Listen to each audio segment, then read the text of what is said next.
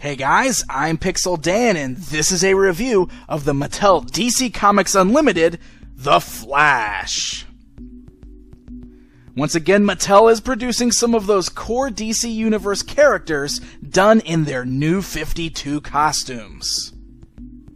So Flash here comes in that new DC Comics Unlimited blister card packaging, which is very reminiscent of the old DC Universe Classics blister cards, but it is shaped slightly different. The blister bubble fully showcases the figure within, and to the left of the figure we've got some artwork of the character from the comics. The back of that packaging shows off that same artwork, as well as gives us some information on Barry Allen.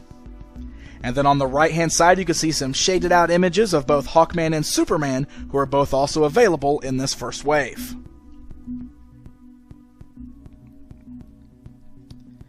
Alright, so let's go ahead and take a look at the Flash outside of the packaging. Now, even though Mattel is basically just re-releasing a lot of these core characters who have already seen, in some cases, multiple variations, the good news is that these aren't just straight repaints. There is a lot of sculpting difference in these new costumes, which might warrant a new purchase if you're a fan of these new looks. So Flash here, as you can see, he is wearing his signature red and yellow outfit, but on the new 52 costume, he's got lots of lined detail. You can see these little yellow lines that are kind of lightning bolt shaped going all around the chest, up and down the arms, and even up and down the legs. Now, all of those yellow lines are just painted on. They're not sculpted. But there is some additional sculpting detail, specifically in the lightning bolt insignia that is on his chest. That's not just a painted-on logo like it was previously. This one is actually sculpted. You can see how it kind of protrudes from his chest a little bit. So it's very nice looking. Some of the other areas you're going to see sculpted detail are down in the boots. There's lots of detailing and lines going on in the yellow boots. And then again, up on the face, you can see some little lightning bolt type sculpts right above his eyes there. And so that way, it's not exactly the same. Even the way the mask kind of comes up under the chin and everything, it's different than the previous version of the Flash, and that is sculpted, not just painted.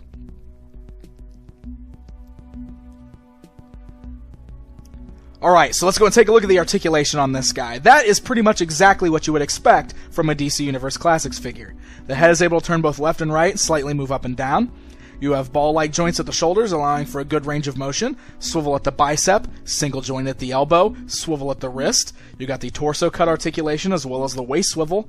Hinge joints at the thigh, so the legs go outwards, forwards, backwards. Swivel at the thigh, single joint at the knee, and then the single joint at the ankle.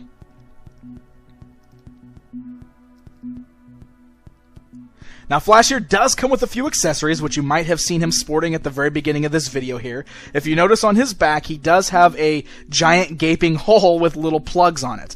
That's because that's where you're going to plug in this little translucent piece of electricity. Now, this is very similar to ones we've seen on past DC Universe Classics figures like Superman Red, Superman Blue. It's just done in this translucent yellow plastic, and it does plug onto that little piece on his back. That way it looks like he's got kind of like some electric or some speed lines coming up off his back, and then he's got the exact same types that clip right onto his wrists. They are a little loose fitting, but they do hold on pretty good. They can just clip onto either one of his wrists, and that way you can get your Flash into some running poses, and you've got the little electrical speed lines coming off of them there.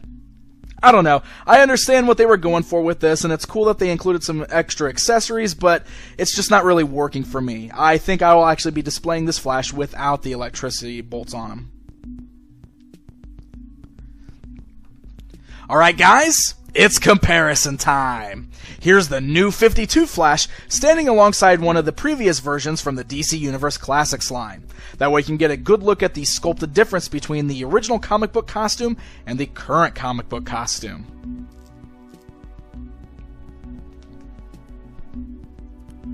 So there you go guys, there's a look at the brand new DC Comics Unlimited version of The Flash.